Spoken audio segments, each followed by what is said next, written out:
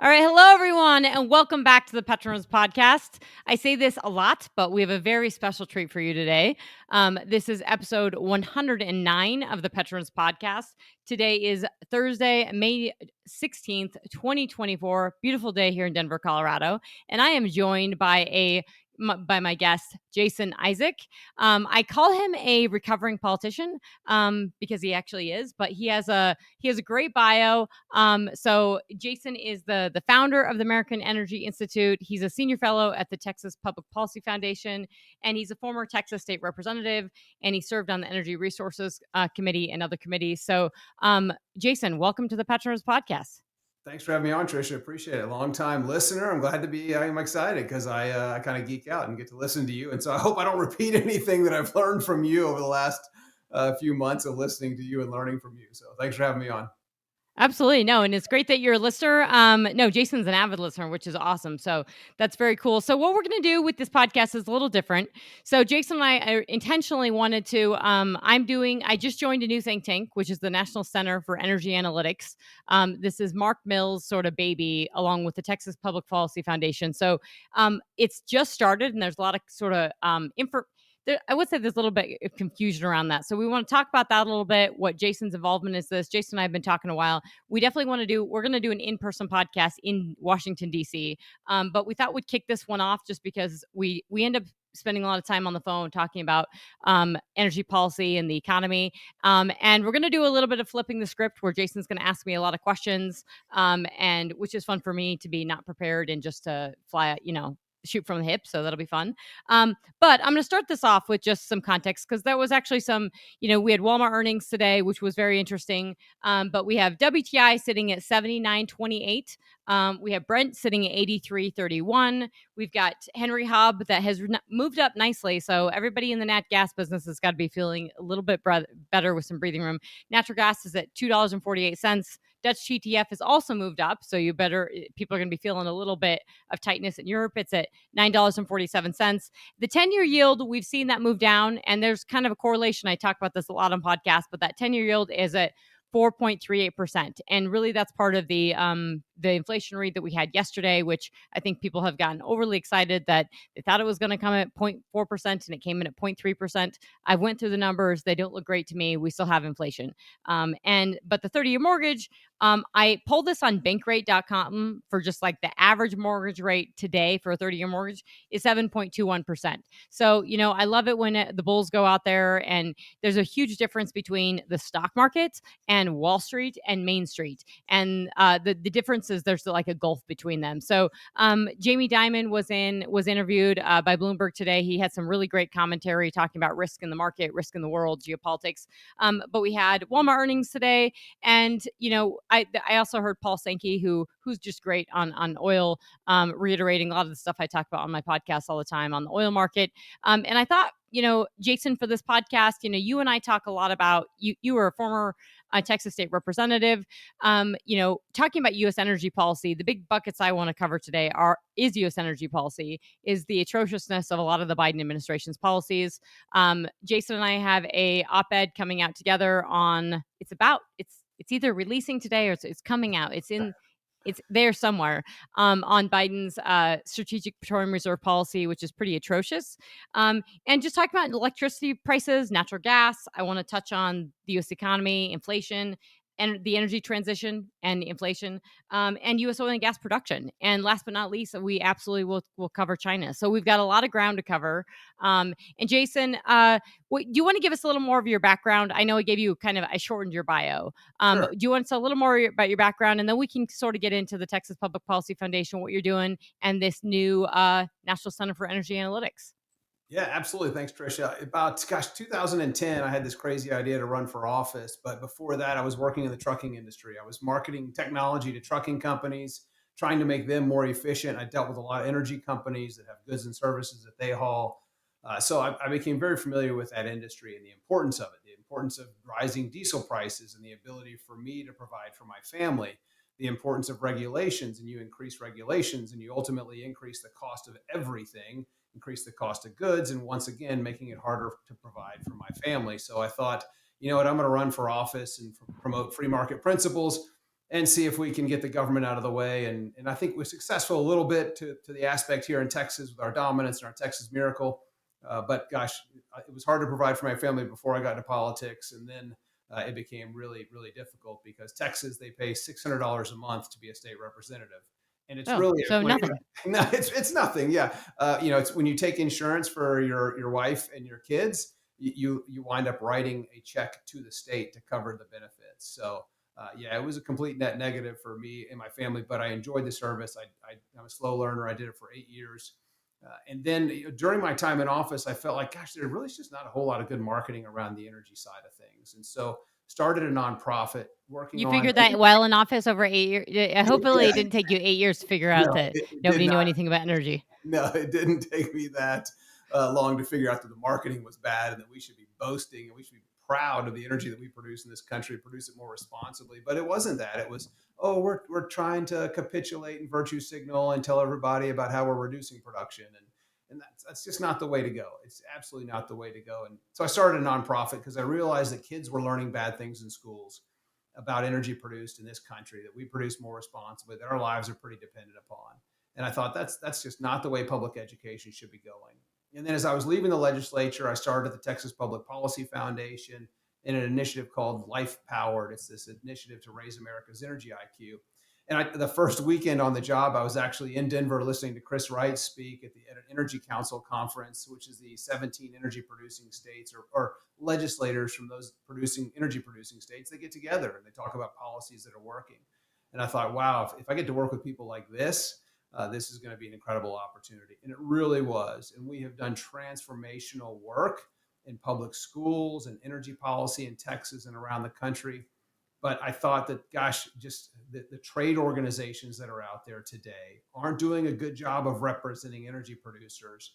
And so launched the American Energy Institute, which is a 501c3, and the American Energy Association, which is a 501c6, and building a new trade organization that's based on free markets and American energy. Our mission statement is very short. Jason, are you saying that are you saying that the existing oil and gas trade organizations don't work the way they should? I mean, I Yeah, am shocked. This yeah, is I my know, shocked right? face. I am just wow, blown Yeah, away that the existing organizations who just have kowtowed and lean into the transition are not effective in actually promoting the oil and gas industry. That is just shocking. I know it's crazy, isn't it? You would think they would be all in on offense and supporting and defending the industries that they're supposed to represent, but that's just not the case. They virtue signal like crazy. They lean into energy transition and decarbonization and net zero. And all of those things are political agendas meant to separate you and I from our food and our fuel and our money. And they do nothing to mitigate a changing climate. They just increase the cost of everything, and they should be soundly rejecting them. But I've researched trade organizations for a year, and I couldn't find any that supported free markets. In fact, I found some that took that term free markets out of their mission statements years ago and just replaced it with markets because they're supportive of creating these false markets of trading carbon and trading other credits. As we've seen recently, a big producer, Shell, was trading credits and selling credits that they didn't earn. I mean, this is fraudulent accounting. It's a gimmick. And it just shouldn't be the case. They should be standing up firmly for their workers and the energy that they produce because they do produce it responsibly and we need it. And we need a lot more of it. So with that, so I think listeners probably know that I definitely, if you ask me over a drink, or over a cup of coffee or dinner or whatever, I'm going to tell you how I view policies and politics, and I certainly talk about energy policies. But I think there's always a place to have a conversation, especially to be talking about the way as we've talked about and I talk about with listeners is that a lot of people don't want to talk about the politics, but the reality is sort of you only have two choices come November. So you have to actually think about what does that mean for energy policy, and it's pretty big. We actually know what the Biden administration, we've had a few years now of energy policy under the Biden administration, which is really serious, but the actual energy policy and economic policies matter a whole lot. And they matter because the US is the largest oil and gas producer in the world. And the consequences of this are really big because we have serious things going on in the geopolitical arena, serious things in competition with China, and we have multiple hot wars going on. And so energy is at a crux of a lot of this. And so you don't have to agree with everything I say, but I think information and knowledge is power. And that's what I care about is raising I love the raising the energy IQ, because that's something, Chris Wright and I talk about a lot. But it's something all of us who are out there trying to do this is raising the bar, right? I don't want the bar lowered. If you don't know what we're talking about, then let me figure out how to get you to understand it.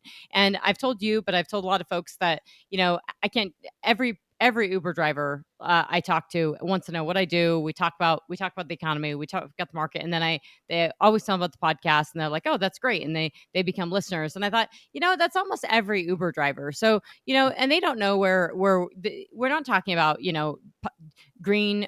We are talking about green stuff. We're not talking red versus blue. We're talking about the state of the economy and energy policy. And I just come to realize that people really, really want to know what's going on, and how stuff works, and how much we're producing, and how how much they're producing in Saudi Arabia, and why this stuff matters. And so I think explaining this and taking the partisanship out of it is huge. But I also think it's really important to it's sort of the industry has to tell the world, not just the every people what they do, but I think it's really, really critical that if you're a publicly traded oil and gas company, you have to tell the market what you're doing how you're making money.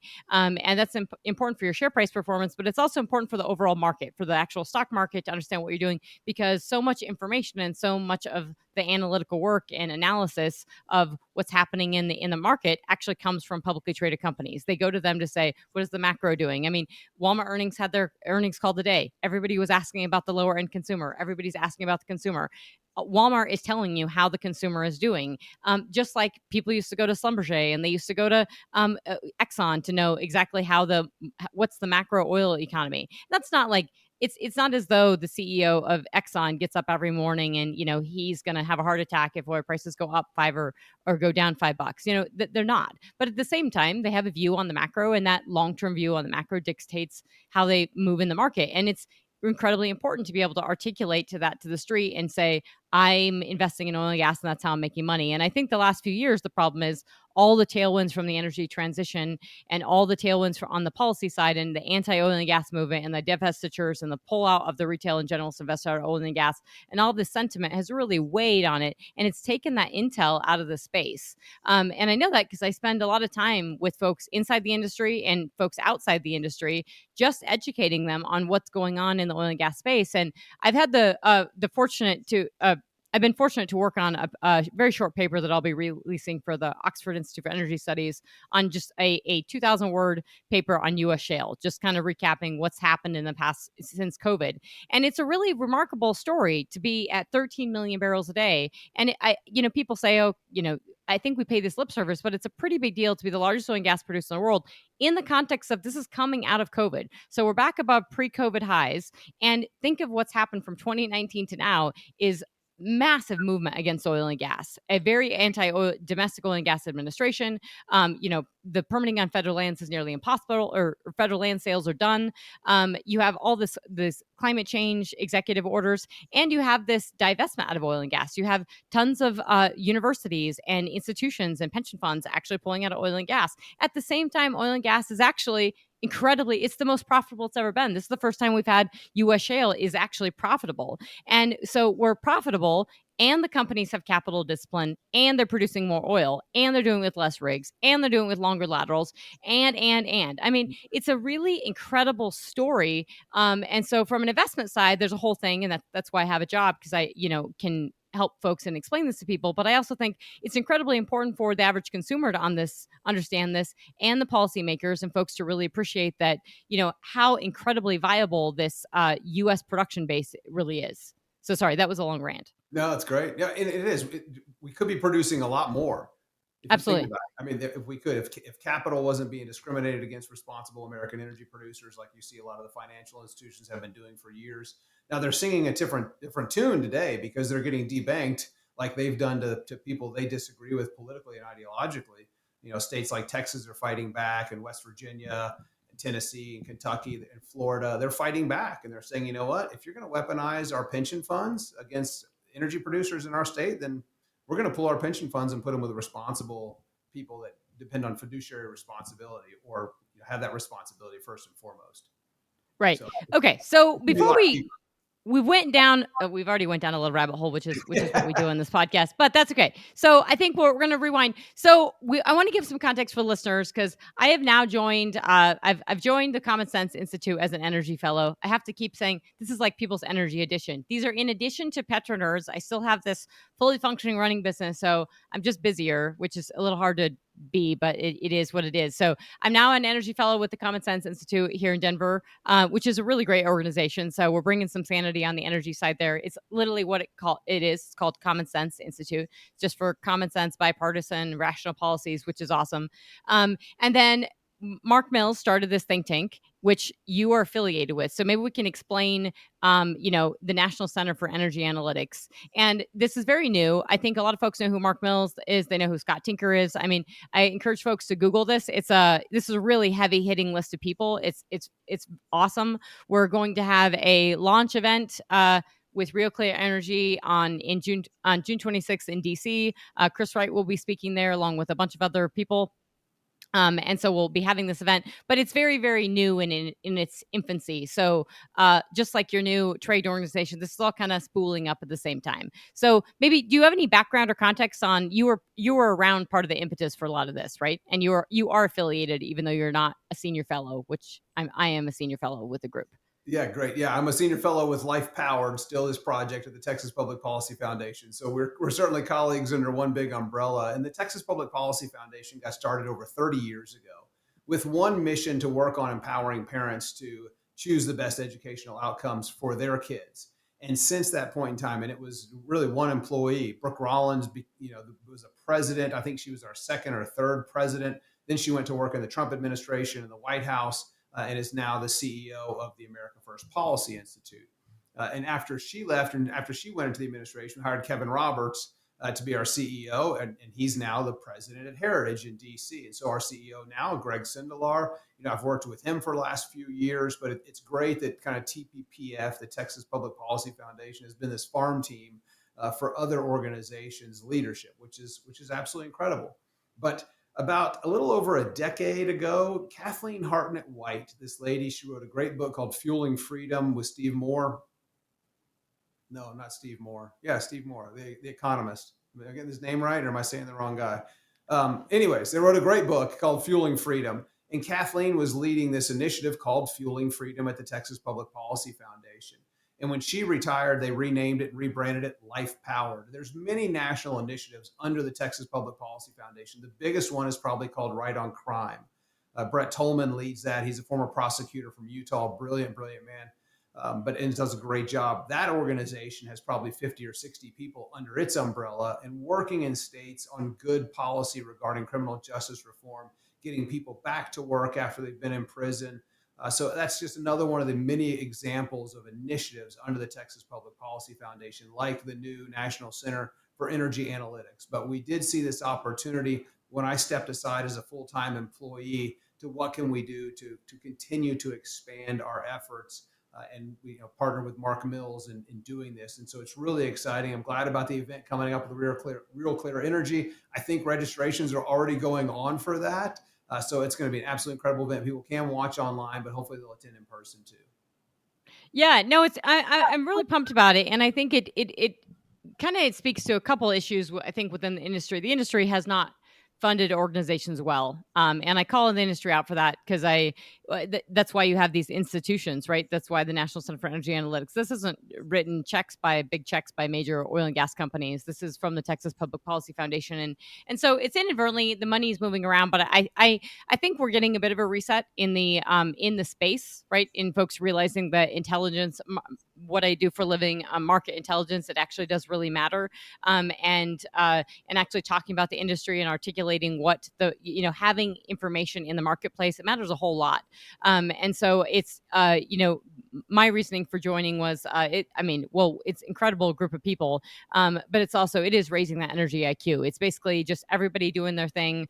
There's not a lot of partisanship around it. It's more, are you doing great work in energy? Just go talk about it. Let's amplify it and get that information out there. And I think that's a pretty awesome spiral up, that is, it sort of benefits everyone. And I think the industry needs to be aware of it because it's hugely beneficial. And hopefully it puts an impetus around the industry as well to be more comfortable talking about what they do for a living, and be pretty proud of it. Yeah, and I think what Mark has seen, and I think many of us have seen, is this politicization, this weaponization of the EIA, this Energy Information Oh, Administration, has gone yeah. so far to the You left. you mean that you mean the IEA, the International Energy Agency? Yeah, that one too. But really, they both have political leanings. I mean, one of them more than the other. But we're just starting to see some of this manipulation of data, or leaving out the whole story, which has been common in this current administration, where they'll every single month they correct jobs numbers and other economic forecast. Oops, we were off. Yeah, unemployment was much higher than what we said it was, and then that'll continue for the next 7 or 8 months. Yeah, the EIA is there's a couple people that have brought concerns around the EIA, and I would say, in terms of production data, we are a very transparent country. We have very good, a lot of people say, what is our production data? Well, I purchase in various raw data, so I have that. But between stocks like Cushing stock builds, between looking at actual product supplied and knowing what the demand is, between Baker Hughes rig count, between Enverus rig count, between the all the public data on EIA, the individual public data is actually quite good. So you can square the circle and know we are producing over 13 million barrels per day. However, the one thing I will say about the EIA, and this is just, I'm honest about data, and there's no way the EIA could be this wrong in terms of their forecasting, because these are great people, and that work there, and they're really good with the data. I mean, you have the data for the last 5 months of 2023. We were producing over 13 million barrels per day. So we closed 2023 annualized the US at 12.97 million barrels per day. That's a phenomenal feat just globally. No country's ever done it in the entire world. So, but if you look at the forecast that the EIA had for production in 2023, it massively undershot.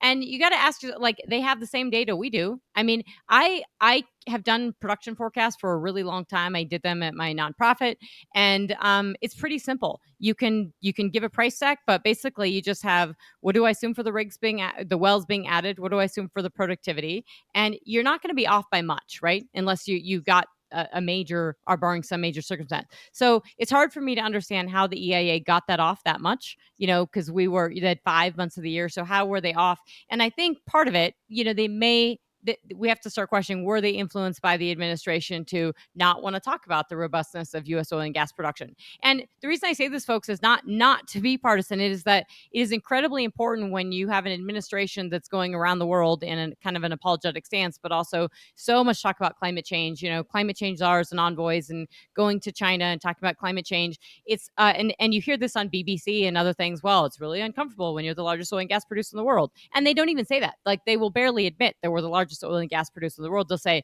U.S. as a top producer. We are not a top producer, folks. We're the largest oil and gas producer in the world. The second largest producer is Russia. They produce about over less than a million and change barrels a day, less than us. They keep revising those up. The Saudis are not happy with them because they're producing too much, and they produce half the natural gas. I mean, they produce about 64 BCF a day of gas, and we produce 129 BCF a day. It's not even a close call. So, I mean, we're the largest oil and gas producer, and so I was thinking about this because my niece, I have to give a shout out. She just did her speech on hydraulic fracturing, and she called it "Powering the Future." And she's 15 years old. Gave this brilliant 8-minute speech to her class, but she wrote this essay, and it turned out really well. Obviously, I did help her with it. I didn't write it for her, but I helped her with it. Turned out awesome, and she wrote this incredible essay on what hydraulic fracturing is and why it's beneficial, and why the anti-frackers have this story wrong. And I thought, man, I'm going to have to read this out loud and turn it into a podcast and just, get this out to educate people, because this 15-year-old has done a better job and understands hydraulic fracturing better at 15 than most politicians, most folks I see on, whether it's on CNBC or Bloomberg, and frankly, a lot of folks within the industry themselves. Good on her. That's great. She should be proud. And I know you are as her aunt, but that's awesome. We need more people getting that message and understanding the products and the goods that they depend on their daily lives and where they come from. So that's awesome. And we certainly need 15-year-olds and below to understand it. So I'm sure that your niece will not be suffering from eco anxiety, which is great. Well, she's in Gillette, Wyoming, so she doesn't know where her, the state of the economy and where the lights come from when you turn them on. That electricity is not. It just does. Electricity doesn't come from electricity. That something has to make that, the natural gas or coal. So they're pretty educated in And Gillette, they Wyoming. understand that coal-fired electricity costs 3 cents per kilowatt hour compared to battery storage, which is over $400 a kilowatt hour. So they love that affordable, reliable energy. It's one state where it's still affordable. Let's hope that doesn't get reversed soon because of California policies. But California policies are certainly impacting the Western United States. Well, it's certainly not affordable in Colorado, and I've talked about it a lot. Where our electricity prices are just they're really really high. I mean, they've come down, but they're still well north of. You're not seeing. I haven't seen a bill under $100 in a very very long time. So they're still rising. I looked at the inflation data for the consumer price index that came out yesterday, and actually electricity was up above. So it's amazing that electricity prices cents per kilowatt hour are 17 cents per kilowatt hour, and they've been that way. So they've had a dramatic spike up in the last few years, and that's very strongly correlated with the amount of wind and solar that's been put into the grid. But it's interesting that the cents per kilowatt hour have been flat for the past 3 months, and yet the percentage inflation month over month has actually gone up.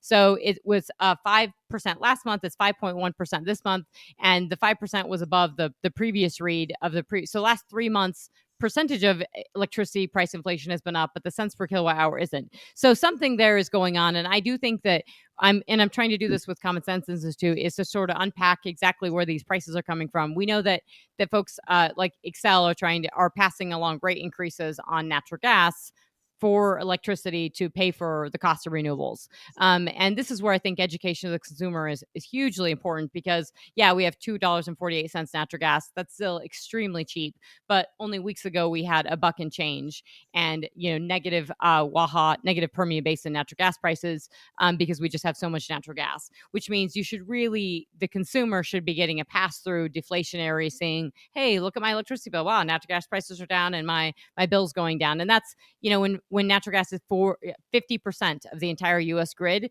your consumer should be seeing a lower utility bill. That's just and that would be hugely helpful for this administration, for the Fed, for everyone. For the consumer, it would be awesome, but that's not what's happening.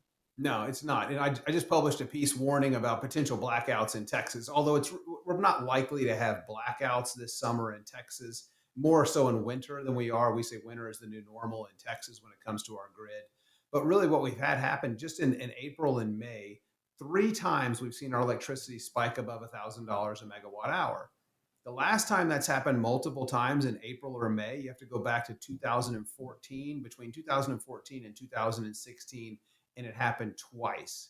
And now it's happening 3 times in a month where prices are spiking. And it's because what we're doing here in Texas is unfortunate. It's happening around the country. We're doing the Californication of our grid. We are implementing California style policies, getting rid of reliable thermal generation from natural gas and coal, replacing it with unreliable variable alternative generation. And then we're building peaker plants, and peaker plants are expensive. California is doing So, that. so what is driving? Okay, this helps with the energy policy bit because people look to Texas, especially on the oil and gas side, and say, Texas, you can build a pipeline, you can drill well. This is not Colorado. Like, Texas is. It's where you sink your dollars, and it's the asset prices are high for in oil and gas because you can actually drill and complete a well. You can build a pipeline. So what is going on the actual electricity side that's so different? Why is Texas not getting that right? When and part of the reason you can add so much renewables into your grid in Texas is because you have the natural gas, you have the base load. Otherwise, you wouldn't even be able to do it in the first place.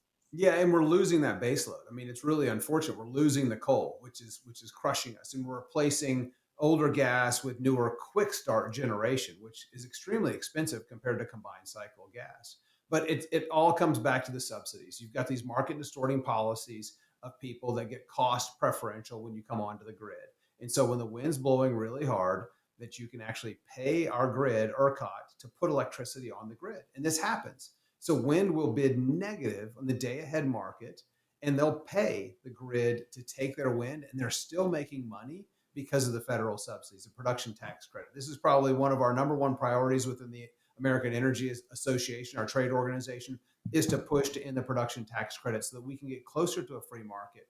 We have to have grid policy around the country that favors reliability, and it doesn't. It favors price right now. And so when you can put heavily subsidized electricity on the grid, you're going natural gas and coal and nuclear can't compete. That's why we're not building new nuclear like we should be. We're not building new coal like we should be, and we're certainly not Well, building. there's a couple different. I mean, there's many different reasons why we're not building nuclear, and that's because there's a huge anti-nuclear contingent as well as NIMBYism and Yes, fear, and then you can't build anything. But natural gas and coal, it's well hated, and and natural gas I think did a lot of pushing out. But I think there's a good point that you make that we could unpack a little bit, and I think consumers have a lot of folks even listening. I get a lot of questions on levelized cost of energy. And it's not something, we could spend a whole podcast on it, and I need to get some experts on this, but you can spend some time going down rabbit holes if you looking up levelized cost of energy. And the problem with it is it's called LCOE. Um, I encourage folks to look at the JP Morgan paper and the history of them. They're fantastic. They're annual energy papers. And they just shred levelized cost of energy. And Michael Semblas is brilliant. He spent time with Vaclav Smil when he started writing these papers. They're really, really good. And so when that guy says the levelized cost of energy is total BS, it is. And the reason it is because it's supposed to be comparing apples to apples. So you're supposed to be comparing like for like for electricity that's coming to the grid. And so the problem with wind and solar is that one, it is intermittent. So you're not getting and people are like, oh, the oil industry always says, well, when the sun's not shining. Well, folks, it's basic. When the sun is not shining, you do not have solar power. And when the wind is not blowing, you don't have wind power. And the trouble with this, I'm going to come back to levelized cost of energy, but if you believe in weather, if you just think we're going to have weather changes, if we have any kind of weather event, climate change, weather, doesn't matter, extreme temperatures, you are building the wrong system because I can't wind does not perform in extreme heat.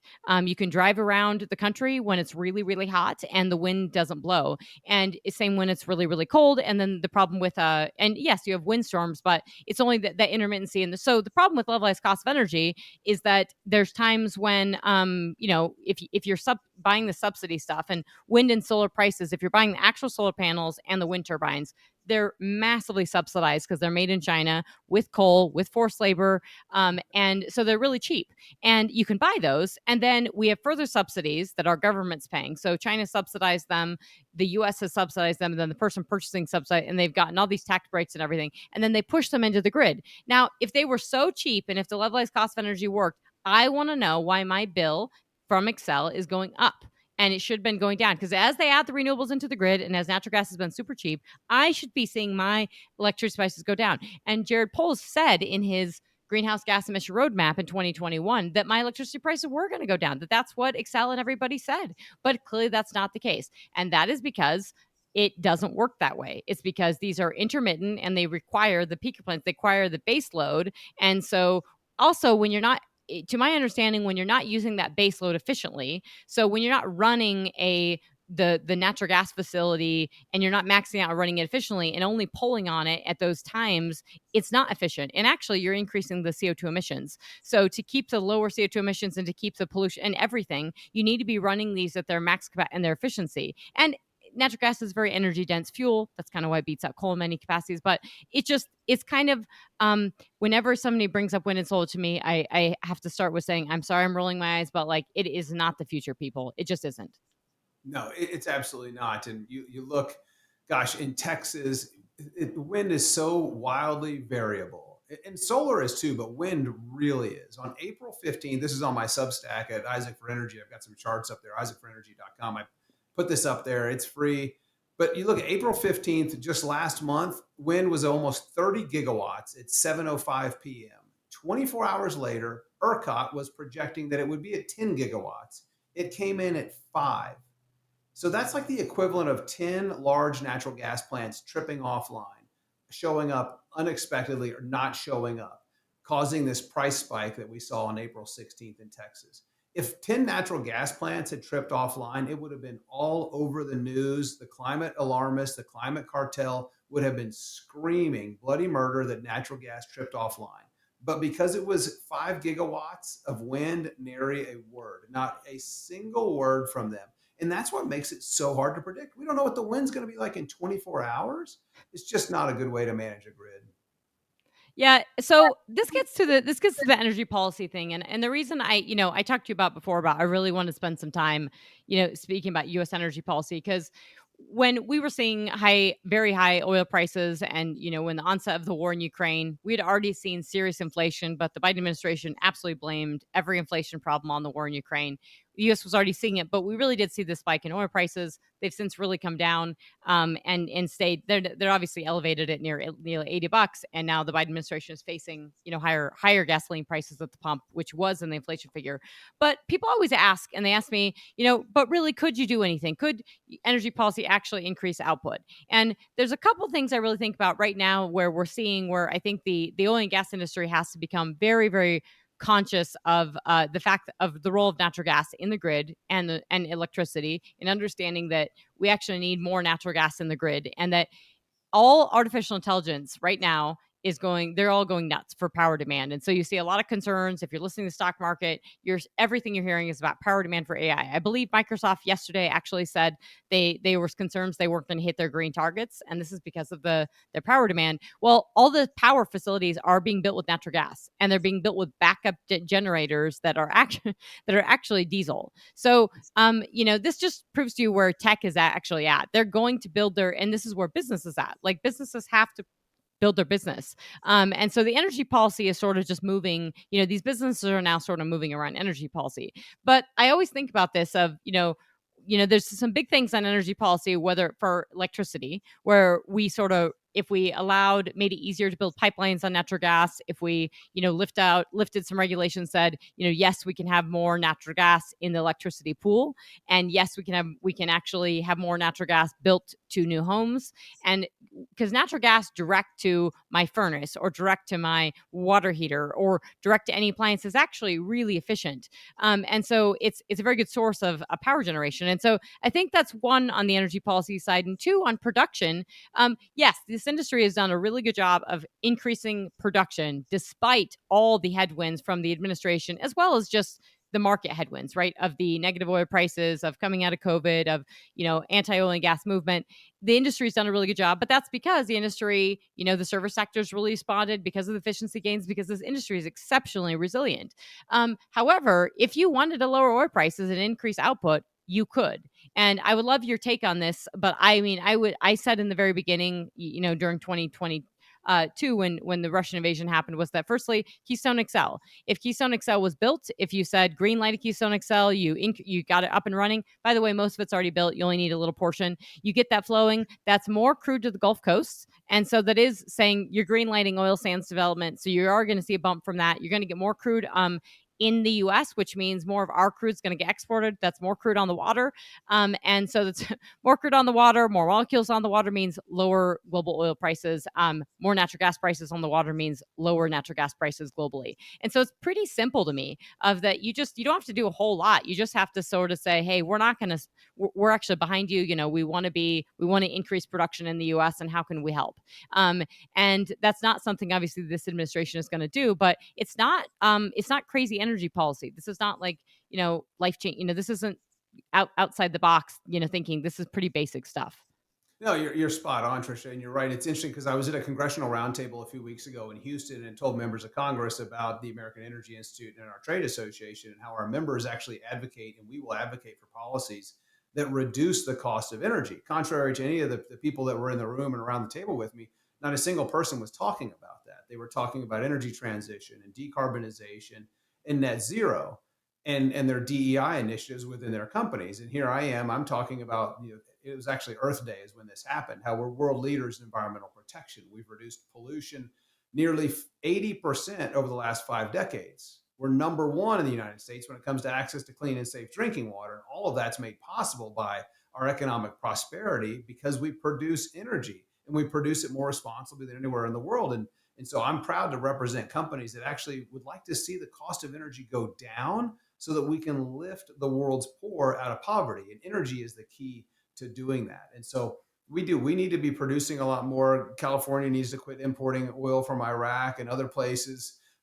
We need it right here in the U.S. And you're right. One little pipeline. There's only, like you said, there's just one little segment of that pipeline that needs to be finished, and there's billions of dollars of investment that have been left out on the table. It's the same thing with the LNG pause. You do an LNG pause, and you talk about billions of dollars of capital that's now kind of sitting there, and people are thinking, well, you know what, maybe we move this capital somewhere where it's easier to build LNG export terminals because the demand is there. The demand is certainly there in Europe. I mean, over 70%, the Buckeye Institute did a did a study last year. Over 70% of the fertilizer plants in the European Union are offline because they don't have access to their feedstock, or it's just too expensive. And that's not good. That's not good for humanity. And I think this is why the climate movement's trying to get rid of food as well for us, because they think that the humans are the problems, and they're trying to figure out every way they can to get rid of us. Well, this brings up you bring up a great point and something to touch on that. I think I want to touch on this where is Europe at? So this is sort of like that levelized cost of energy thing that no one understands.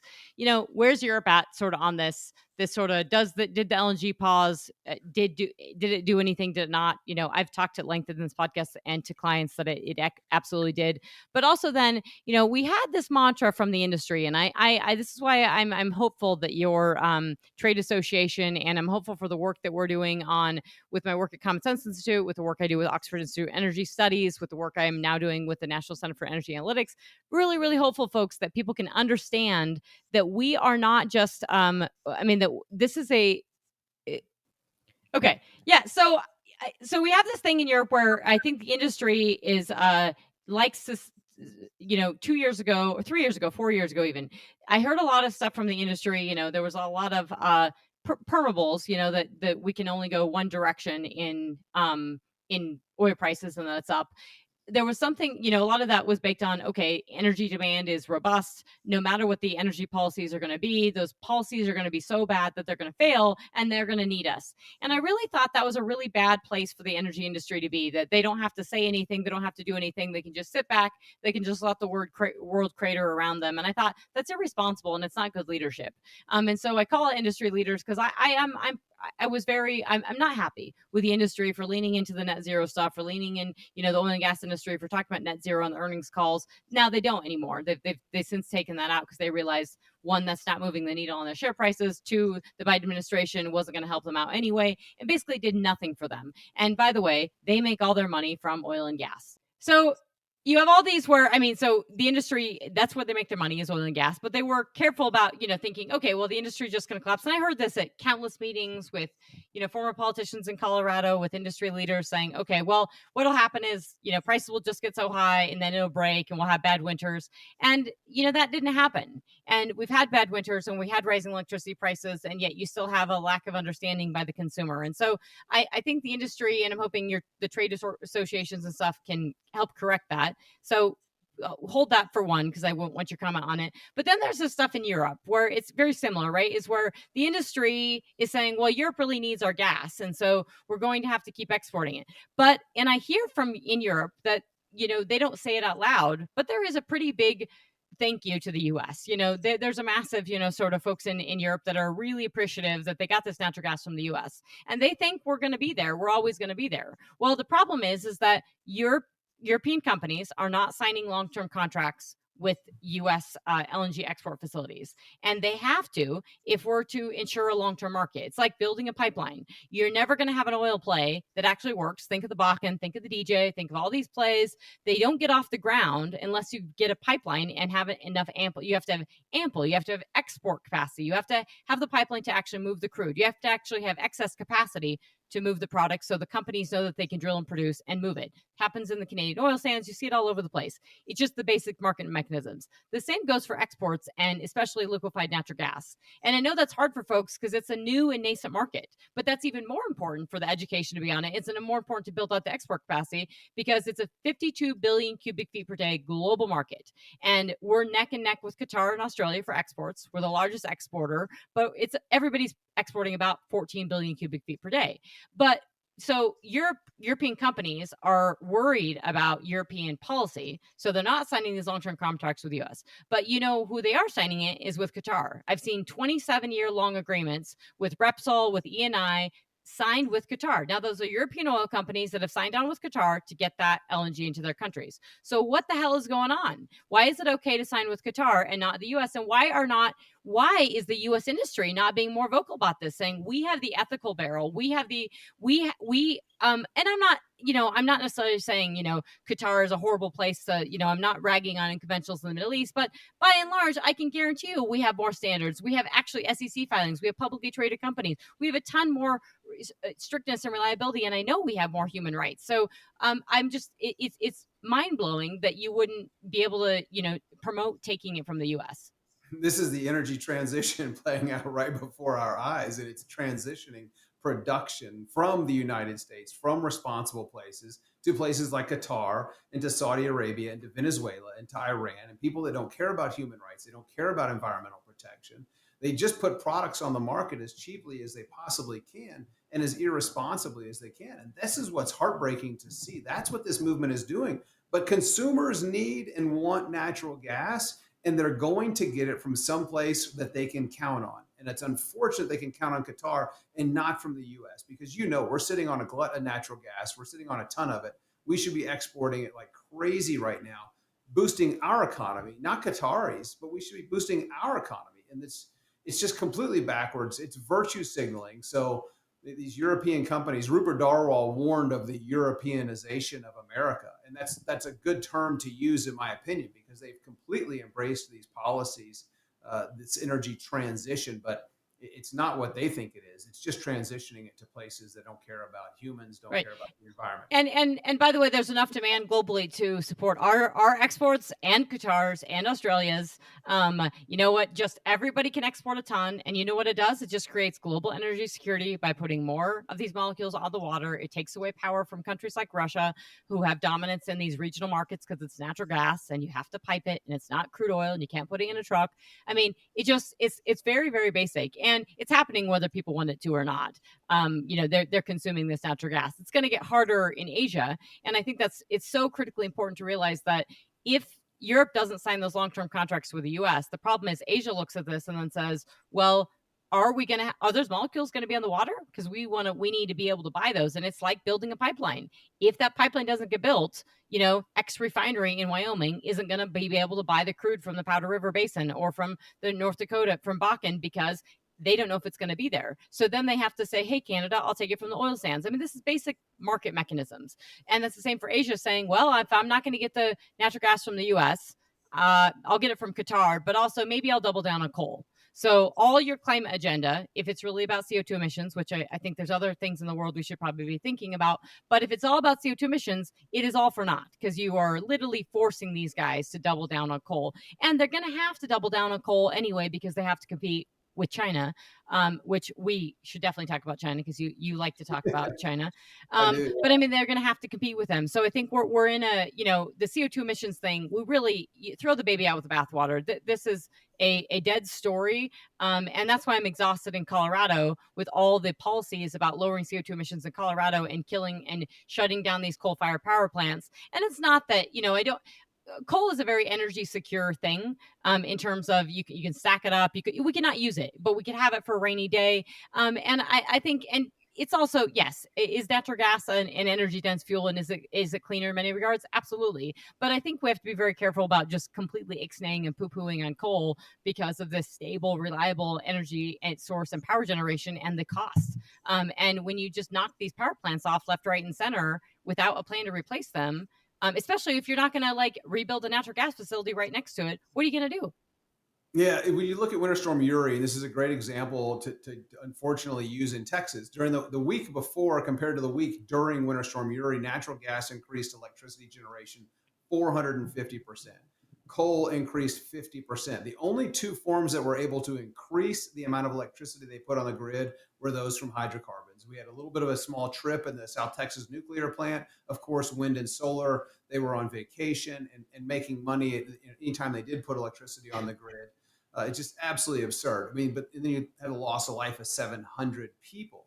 So you talk about that, but they're like, oh, the fuel is free, that it's cheaper. It is absolutely not cheaper. Everywhere grids have gotten away from coal, costs have gone up around the world. And it is Yep. good. It is great because you can store it. It's great for baseload generation. It's not great for ramping up and down like natural gas is. And you need more coal, we need more natural gas, and we need more nuclear. And to get all three of those, we've got to get the government out of the way at the federal level, at the state level, and the market manipulators behind these financial institutions that are no longer talking about it, but they're still acting because they're still members of groups like the Glasgow Financial Alliance for Net Zero, the Net Zero Alliance for there's NZAMI, there's GFANS, there's Climate Action 100. This is all the climate cartel. No, and they're all the UN, the ones that are affiliated with UN, the ones that actually are targeting, that are on the SEC side, that are trying to hit these things and Yeah, have to yeah, move in.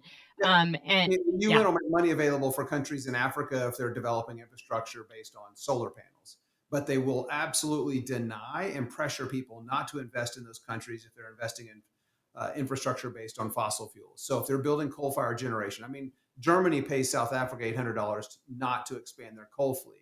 What does South Africa get in return? Continued load shedding every single day between Oh, Kiev. so yeah, and they don't have enough power generation. So this gets to, I think we're at 50 minutes here, and so I think there's a couple things I think that we should really talk about, and that's, given you are a former politician, given you're still in the space and you know this, can we?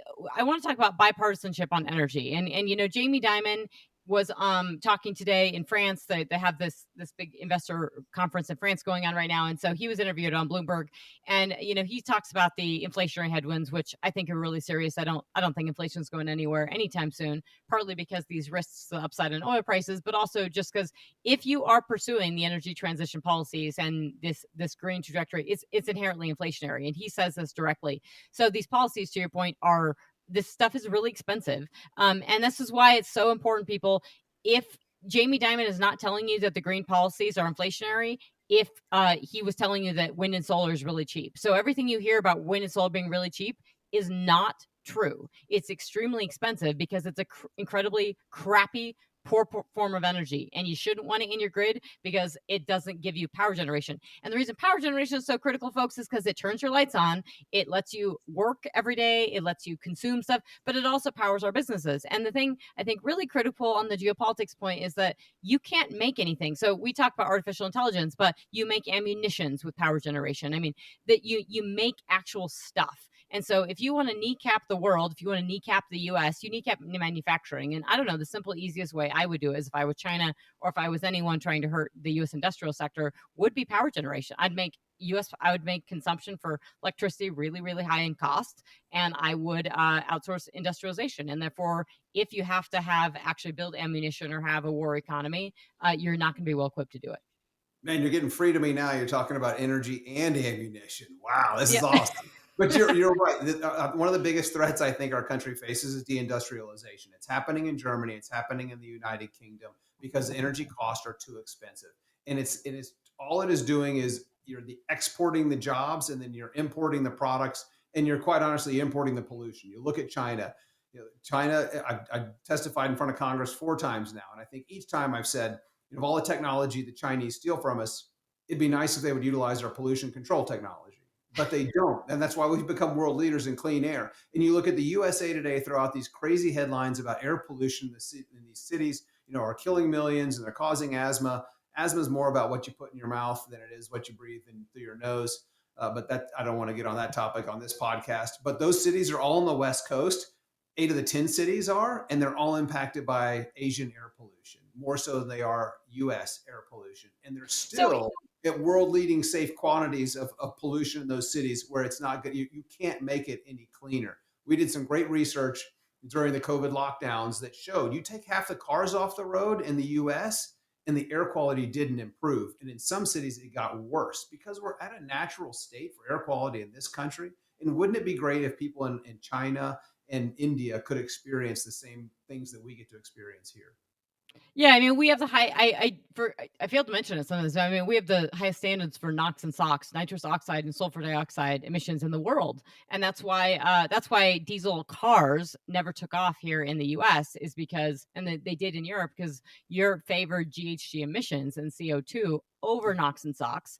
And so they have less cleaner air than we do because they're fighting their I mean, you're playing whack-a-mole. But with this, so I want to get to this question. I think listeners will appreciate this. Is there potential for bipartisan ship on energy policy? And I went on that little ammunition rant, but that's because I've been reading Wages of Destruction by Adam Tooze and studying World War II and thinking how critical it is to have energy to actually build things. But is that we're getting bipartisanship on China, and I do want to close with talking about China after this. But what about energy policy? Is there anything to come? Our efforts to actually educate people and help rationalize this and put this in context and try to make it more bipartisan. Can we make some moves on energy to say we need lower cost, affordable energy for people? And it can't be about, we have to set aside the CO2 emission conversation and focus on inflation and the actual person first. Is that possible? I with the exception of maybe one or two or three Democrats in Congress, and the same at the state level, Texas and Kentucky being the examples of where you can get bipartisan legislation passed regarding energy and protecting the industry, fighting back against market manipulation.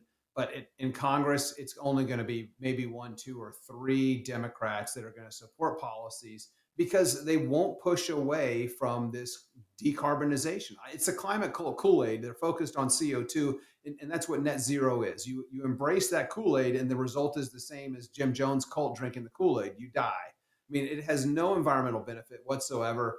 I've also testified that I live a high carbon lifestyle, and I think the rest of the world should too. You look at places that do have high CO2 emissions per capita, it's places that are affluent where people actually have safe running water and they have clean air and they have access to affordable, reliable energy and they have prosperity. Those are wonderful things. And shouldn't we want that for the rest of the world? Well, the UN clearly doesn't.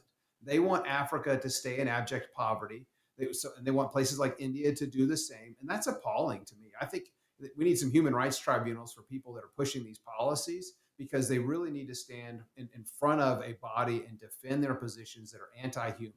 There are Well, organizations. we definitely need some human rights policies. Just talking about China and the import of the fact that we've been talking. In the last couple of weeks, if you paid attention to the news or picked up the New York Times or anything, you've seen the tariffs. Biden's stance on putting tariffs on EVs, which we're not really getting Chinese EVs anyway, but putting these tariffs. But in all of that conversation, there was very very little talk about the human rights abuses and the forced labor that comes from that is making these EVs and these solar panels, these wind turbines, which is it's really sad to me because that's a really big deal.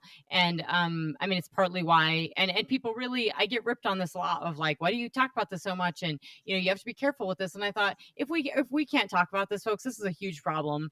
This is the stuff that we got wrong in World War II, where people weren't talking more openly about what was actually happening in Nazi Germany, about the oppression of the Jews and what was actually going on, not just to them but other peoples. But this has been happening in China for a long time. But it's the way they're able to keep their costs really low is through labor and is through coal. And so you do that with forced labor or extremely low cost labor, and you pay somebody peanuts or pay them nothing, and you're able to do this. And so it's just sad to me that the left has, because they have to embrace the energy transition and these green tech policies, that they can't talk about the human rights abuses coming out of China.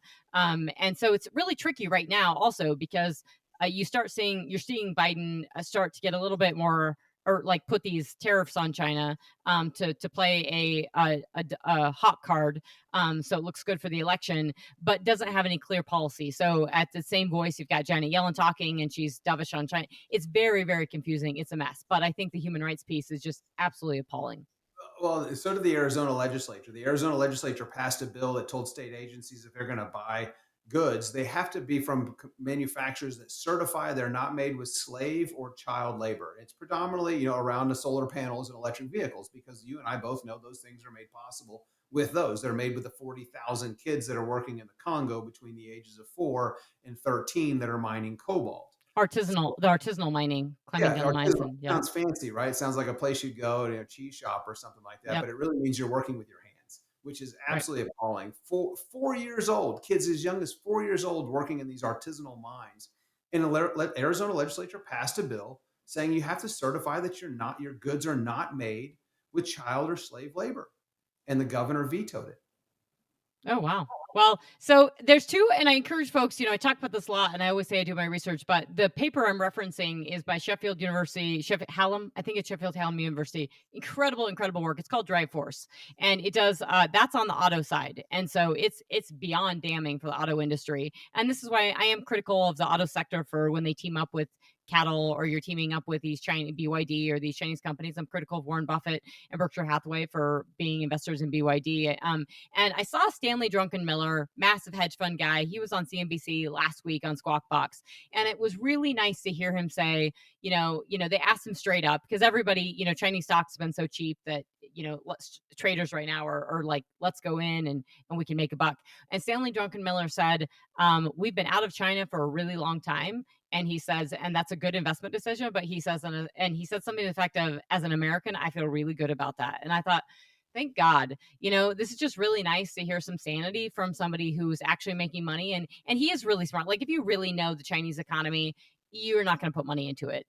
You hear, I think, the Jamie Dimons and JP Morgan and Goldman Sachs, the only reason they have to still do it is because they have to talk their book, because they still have wealth management arms and entities. But nobody's making money there, folks. Nobody. And so that's why they also, if they have an entity there, they can't be too critical and talk about the human rights and stuff. And so that's why you have a lot of people that don't address these forced labor stuff. And so the Drive Force paper, as well as the solar panel stuff, really talks about it. They had a new solar paper that came out and essentially lists every company and says, these are the ones that talked to us and these are the ones that didn't. And here's, if you can't validate that it's not forced labor, it's probably forced labor. And so, it's basic supply chains. And we know this in the US, we have the regulations, like you have to know where your supply chain is. You have to know where something comes from. And so if a solar panel company doesn't know where their ingot wafers coming from, or their ingots coming from, it's probably coming from Xinjiang, it's probably coming from China, because almost all of them do. And so then all the stuff that's going, now we're getting solar panels from Vietnam and Malaysia. And the Congress, I believe, tried to push this to Biden, and he said no, he'd veto it, because we have a bill on against forced labor in China, but we're not really enforcing it. So we're still getting t-shirts and stuff from Xinjiang, and we're still getting solar panels. And I think we'll see what happens with this EV tariff thing is a big deal. We won't be getting EVs. And that's great. I don't want them anyway, but we'll see if it impacts the solar panels, because that would have a direct impact on all the people that are pulling in solar panels right now, left, right, and center in the US. If all of them are coming from the province of Xinjiang in some capacity. So if we really are going all the way back to the source, it would impact the solar industry. And by the way, just Google solar like ETF, like they're just getting murdered right now. A lot of people are having that same issue in China. You look at the exposure that BlackRock has taken to Evergrande and Country Garden, two failed real estate ventures in China. And you're right, they're not making money there, but people here in the United States are actually losing money on those investments. You look at the pensioners, it was hundreds of millions of dollars, those pensioners, unbeknownst to them, that was being invested for them, supposed to be invested, and BlackRock takes it and dumps it in these Chinese firms to win goodwill in China, and it's just an incredible loss. You look at what's happening at Ford Motor Company. I mean, losing billions of dollars in their EV sector, their profits would have been doubled what they were last year. And so it's the shareholders, it's these institutional investors that are taking pension funds from firefighters, from teachers, from first responders, police officers, that are investing in these companies, telling them to embrace the green energy transition, so-called green. It's more like gangrene, but it's not working, and they're losing money. They're not getting the returns that they should, and I think that's appalling. This whole Well, that's EV why. thing completely collapsed because China could come in and say, you know what, we're not going to export graphene anymore, and that's necessary for electric vehicle batteries, and they could kill the EV industry in just a couple of months. Yeah, and so I have to say, if you're following the market, and why I say the industry, and everyone has to really, if you're publicly traded, you need to be. I'm not telling stock advice on this podcast, but you really have to articulate what you're doing very well to the street, because that it disseminates through the entire market, and people have to go back to say what you're doing. And so the auto companies, and if you're following it, you're seeing a trend, a movement out of, they're careful to not really, say, hey, we're pulling out completely out of EVs, but they're definitely not doubling down on it. And they're very careful about that, but they're really moving away from EVs. They're leaning into hybrids, because the EVs aren't making money, and because people aren't buying them. Part of that is because the resale of these EVs is atrocious. And so people, and because electricity prices are up, and you cannot have rising electricity prices and tell the consumer, hey, buy this EV. It just doesn't work. And it's near impossible for American auto manufacturers to compete. This is not a fair competition at all with China, because China is literally reviving dead, mothballed, crappy EV companies that were dead. And China, it's not a fair market even in China. I mean, they're not focused on margin performance. They don't have companies that are like, hey, well, look at all the money we made and this is great and we pass it off to our people.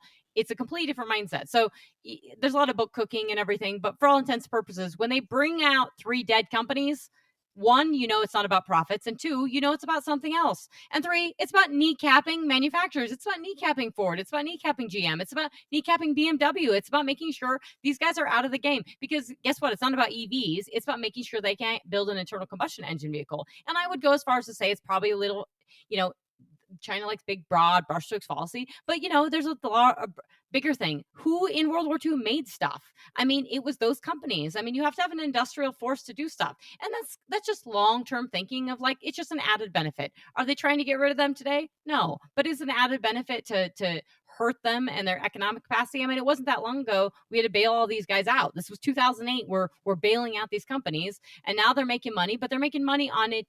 ICE vehicles, on internal combustion engine vehicles. They're not making money on EVs. And so I try to tell people that no matter how you feel about this stuff, the world is working in directions, right? We have geopolitics. We have China as a real competitor that does use forced labor, that doesn't have the same human rights standards that we do, that has a government that is very oppressive and is not looking to do things that are pro-Western and is going against the U.S. That's just happening. And then we have these geopolitical events. We have actual wars going on. And so, I don't know. No one's talked about the CO2 emissions of the war in Ukraine. Gosh, that's got to be massive. And that China's CO2 emissions have one direction. It's up. It's just one direction. The only way China can compete is by making stuff really, really cheap. And the only way they do that is with really cheap coal that they have. They care about energy security, and they care about the lower input costs, not because of margin performance, just because of competition. And that's how they compete. And you have to put that, like, take off your Western mindset hat of thinking profit margins and going green, because if you're doing that, you're just going to get decimated, and you're just playing whack-a-mole with global CO2 emissions. Yeah, I think John Kerry was talking about the catastrophic climate crisis and the impacts that the wars are going to have. We didn't have these wars 3 years ago. We didn't have Iran exporting a lot of oil to China. We didn't have China exporting home heating fuel, diesel, jet fuel. They weren't doing it. They were a consumer of energy. About the only bright spot on the globe over the last few years is Argentina, where they're experiencing more freedom and promoting markets more than anyone else. And it's like they're the only country that's moving, hard in the right direction, and that gives me. And they also have the Wacamorta. They also have have shale as well. Yeah, boy, do they ever! Yeah, if they get private property rights there, or people actually compelled to produce energy, you could see an incredible transformation of the energy industry. And that, I think we can close on this point, but and not a good point. But Venezuela, the administration has put on sanctions on Venezuela, kept them on, lifted sanctions off Venezuela, put them back on, and Venezuela, CSIS, the Center for Strategic International Studies in DC, came out last night with a report that said, or came out last night, I didn't see the actual document, and said that Venezuela was amassing troops along the Guyana border.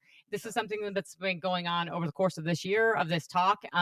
This would be a really big deal if it happened, because this is the big growth story for offshore Guyana, and a serious thing. And it just kind of points of this political fragility, this geopolitical fragility we have around the world. But also on the China point, I think it is really important of thinking, how much crude, the numbers are, China's importing about 2 million barrels a day crude from Iran. They're importing over 2 million barrels a day crude from Russia. China, we want to know, and I think it's important to just touch on thinking about China's economy. Consumers doing terribly, but the industrial sector is doing okay. And think about why the industrial sector is doing okay. It's because they're sending all this stuff to Russia. They're making tanks, they're making ammunitions, they're making all this tech.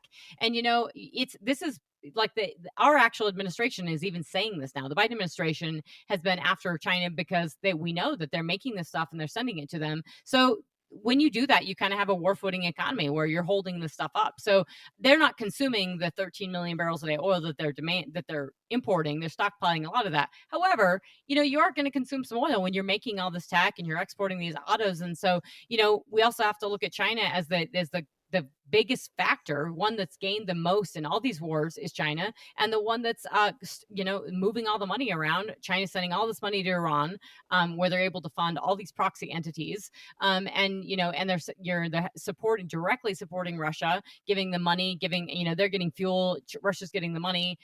Look at the gold stocks of China are very terrifying if you just look at how much their gold reserves have went up over the course of 2024. And then and we know that Russia's getting the drones from Iran. We know that they're getting ammunition, they're getting, well, it's probably crappy stuff, but they're getting that from North Korea. And so now you've got this Iran, North Korea, China, Russia. It's not a perfect marriage. It's not a marriage. It's, that marriage has got all kinds of problems, but it's also a group of not savory actors that we have to deal with now. And these are just the realities that I think people have to appreciate. It's not a rosy picture. And so, energy transition just is not on my top list of things we need. It just doesn't even hit the radar right now. There's a much bigger issues. Jasper Mochugo, he's a guy in South Africa who believes fossil fuels for Africa is something that they need for prosperity. I was watching one of his videos, and he was just hooking up electricity to his grandfather. This is a gentleman that's in his elder years, and he's getting electricity for the first time in his small hut. They show the cooking or what was going on inside the hut. You see all the smoke coming out of it because they're heating up water to make it somewhat potable because they don't have enough electricity to heat up water. It's just not there, but they have got enough electricity to charge a phone and now have a light inside this hut. You see smoke like that coming out of a house in the West, and it's because it's on fire or there's a really bad cook inside. You don't see, that it's just commonplace there. And that's why, UNICEF reports 3.8 million people die every year from lung illnesses attributed to indoor air pollution. That's not happening here in the United States. But Jasper, he made this comment, and he says, now that my grandfather has electricity, one day he will be wealthy and he can then worry about climate change. Oh. Because you're So right. I mean, yeah, it's just people that are in the West. We have wealth. We've got a lot of right, time on our hands, and so we right. worry about these things that aren't real. And that's what's happening. And it's unfortunate, and it's being funded and fueled by the likes of China and Russia who want to destroy America. Well, and I think that it's less, now that we have so much inflation in the U.S., so much sticky inflation and so much higher basket of goods prices than we had pre-COVID. I really do think you're going to see that in the election, and this has become such an issue. You hear throughout the stock market, you hear Joe Kernan comment on it, you hear everyone talk about on CNBC and Bloomberg of just that, you can, the administration and anyone can get on TV and say whatever they want about, yes, inflation's coming down, but your price basket of goods is still so much higher. And I think this is where climate just doesn't warrant it when your electricity prices are so high, when people are trying to feed themselves. And when you listen to Walmart earnings call today, I mean, they're growing and Walmart's crushing it, but that's because they're growing in grocery. And that's because very high income consumers, people who are making north of $100,000 are increasingly shopping at Walmart because they're trying to get a deal because they're stretched on, they're stretched on the dollar standpoint. They're trying to maximize their dollar and they have this persistent inflation. Okay, so Over that 60% of their shoppers at Walmart now make over six figures, and it's because they're looking for deals. exactly. Yeah. And increasingly. And so they're actually Walmart is expanding their higher income stuff. And they just talked about this new thing. It's called Better Goods. And it's just like it's a higher end brand of theirs. It's like a Walmart brand, but it's a more higher end label. And it's like 75% of the goods are under $5. Colorado higher goods. What? Yeah. Okay. Very funny. Anyway, so okay, so that to me, I think we're gonna have kind of a reset in thinking on not even a reset in thinking on climate, but in that, hey, inflation is such a big deal. The bottom end, the bottom half of the U.S. is not doing nearly as good as people think. So I think that's going to kind of work its way through the election system. But you didn't seem optimistic on having bipartisan rational energy policy on China. China does seem to be the area where I don't think people are well educated. That's because I spend so much time on it and they don't articulate it well. But do we have bipartisanship on China? And is there an understanding of China's role in energy? Yeah, I think there is a better hope for bipartisanship with China on their policies and putting, I don't know if I could say there's bipartisanship on America first, but certainly not America last or China first. So I do think there's a little bit of optimism on that front.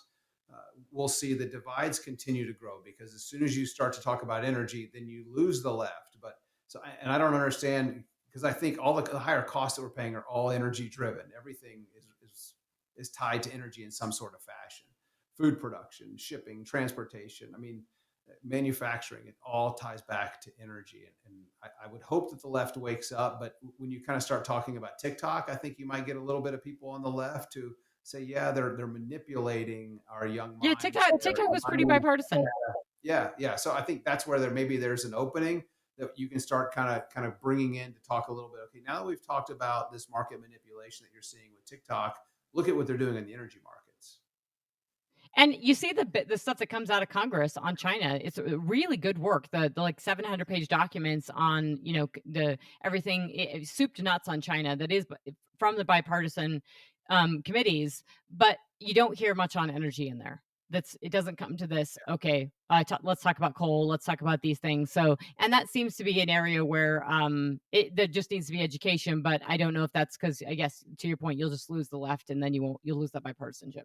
Yeah, you will. It's interesting. In Texas in 2021, I worked on a piece of legislation in 2020, worked with our lieutenant governor's team in Texas that says if you boycott fossil fuels, you can no longer do business with the state. I wrote the first draft of that bill. It became law. BlackRock is now on the boycott list. But you look back then, we were the first state in the nation to pass a bill pushing back against this weaponization of capital, against this discrimination against American energy producers. And it was overwhelming supported with bipartisan votes. I mean, it was absolutely incredible. It blew my mind because I guess I'd been aware of this movement for a couple of years and seen how the left was embracing it. But in Texas, overwhelming bipartisan support. Then Kentucky passed it the following year with a Democrat governor. So that gave me some hope. He didn't sign it, he just didn't veto it. But it still became law in Kentucky. Now, if you have passed anything dealing with pushing back against the ESG, it is going to be strictly along party lines. Okay. Well, on that negative note, um, we will continue. I think we will wrap up the podcast, but I want to say the stuff that Jason does is definitely on a more, it's obviously political, and organizations and stuff are more political. However, there's a role for them, and I think that also just talking about energy in general, and just talking about energy advocacy, and just raising energy IQ, and talking about energy in general, whether you agree or disagree, I think is really, really critical. So I hope you've enjoyed coming on the PetroNerds podcast, Jason. It's Thank you so National much. Barbecue Day, so have go. I call it High Carbon Cooking Day. So happy National Barbecue Day, happy High Carbon Cooking Day. Embrace the high carbon lifestyle. Eat a steak. I love my Lululemon pants. They're made out of fossil fuels. Embrace that lifestyle. Oh, if you can afford a steak, they're pretty expensive. I mean, beef prices are through the roof. So There you yes, go. but with that, it's been a pleasure having you on the podcast, and we'll talk soon. Bye, It's Jason. great to be on PetroNerds. Thanks, Trisha. Bye.